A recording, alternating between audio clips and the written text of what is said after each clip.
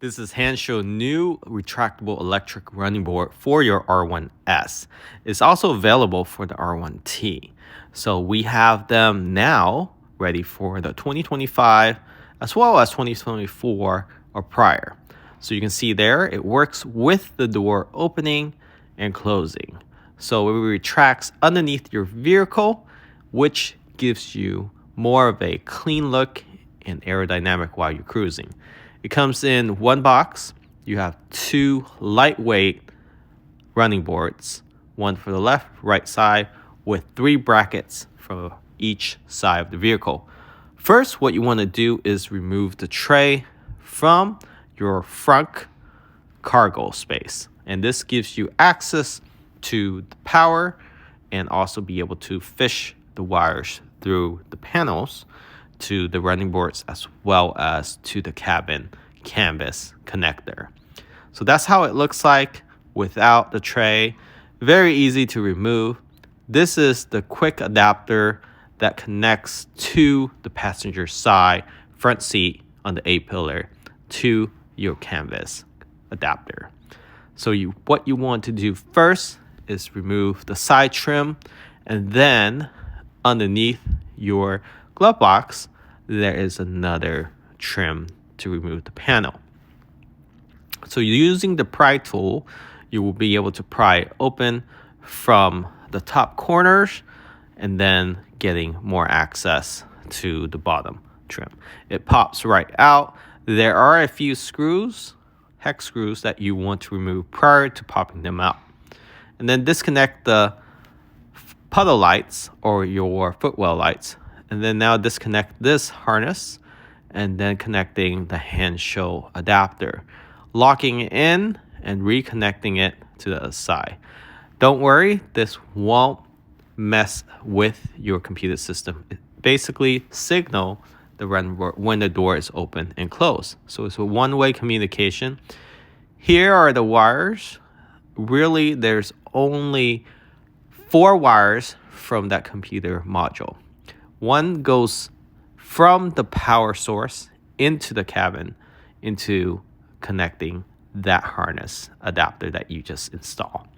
And you want to fish this through. Next to the vent, there's an opening at the firewall with a grommet. Using a fish tool, you want to push the fish wire through that opening and then taping the other end with electrical tape with the smallest wire from the computer module, and then fish it all the way through, leaving some slack for you to be able to still have the computer module on the floor of where your front tray is located. So that's the wire that you will be fishing through, the smallest of the 4. And then there's a second smallest of the 4. This connects to the battery. So this is the battery source where it gets power to the actual running board. So red to red and black to black. So you want to install the black first, then the red. And then you have 2 other wires, and these go straight to the middle bracket of the running boards. And that is the motorized bracket. You want to fish it through next to where the wheel well is located. Fish it through. You want to fish it from the bottom up and then pull it through with electrical tape, just like you did earlier to the canvas adapter. And all these wires are protected with this casing, which gives it a clean look and is waterproof. So that's the computer module. And you'll zip tie all this down after you finish with the installation. The computer module sits on the bottom. As you can see there, the power source, red to red. Red is on the passenger side, but when you're looking at it, it's on the left side. And then the other 2 wires fish through next to the wheel wells. And that is pretty much the most difficult part of this installation. So now we're just fishing the other side over. Again, same process as you did for the driver's side. See, there's an opening right there where other wires are already pre-existed there to fish through. And again, you'll zip tie everything down afterwards. So this is just another angle on how it was fished through. So you want to make sure it comes through right in between the trim and the wheel wells. So this will give you that clean look, and afterwards you will zip tie it to the actual fender. So there's 3 bolts on the bottom that you want to remove. This has no connection to your battery. These are essentially a location where the bracket will be mounted. So 2 large bolts and a small one for each bracket install. And once you have the bracket installed, you line it up with where the original bolts are at and use the same bolts that you remove. Keep in mind, we already removed the plastic trim before we had access to these bolts. So those trim, again, you just unclip those and it comes right off. So right now we're tightening up the actual bracket. This is the front ones. So the front and the rear ones do not have a motor. The middle one is where you will be placing the motorized bracket.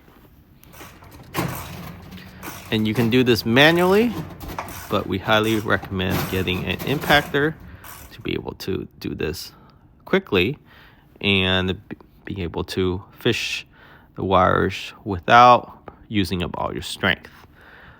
So there's the wire running to the middle of the actual bracket itself, and we zip tie 3 along with the 4th one towards the front tire. We did the same for the other side.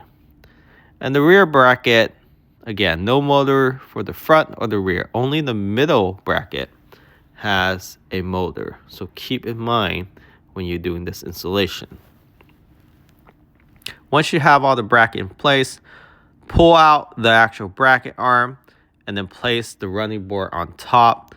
This is also very tricky. You want to align it precisely. Get the couple screws on either end, and that will help you align the rest of the bracket.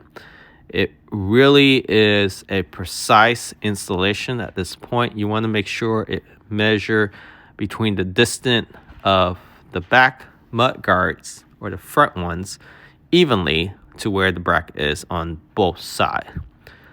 So ideally to have 2 people do this, but if you're by yourself, just make sure that you have something supporting or at least one arm holding it on. Again, we're getting this installed at the Hand Show Installation Center in Santa Ana. Their address is in the description of this video. But this video is also for those that don't live near the area. Then you can use this video to help you guide with your installation. If you happen to be in Southern California, highly recommend taking a trip out to Hand Show Installation Center to get it installed. They have installed many of these electric running boards. They know what they're doing, and they can get it done for you within 3 hours or so. So it's definitely worth the price to pay somebody to do this so you don't mess it up. But if you don't have the luxury of being nearby, then this video should help you get through the installation if you want to do it yourself. So again, just putting all the small bolts back onto the bracket and the actual running board. So now you can see there, it works flawlessly. The mode is very quiet. It works when the door is open. It automatically invite you to step on it, and then once the door is closed, then it retracts itself. And it works for both doors. So either one or both doors are open, the running boards will present itself, and when it's closed, it will retract.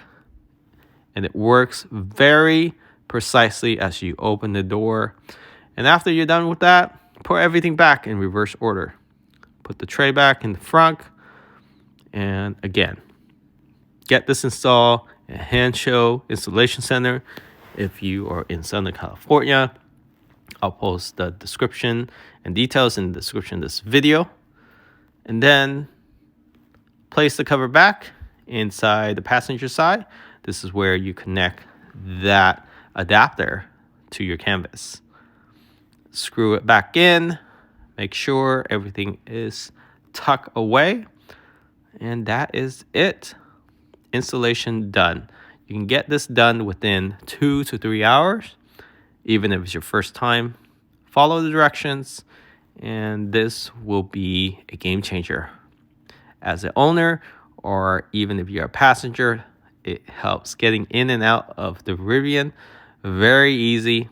And also, it gives it a clean look because it retracts itself. Thanks for watching. Remember to subscribe. Catch you all next time.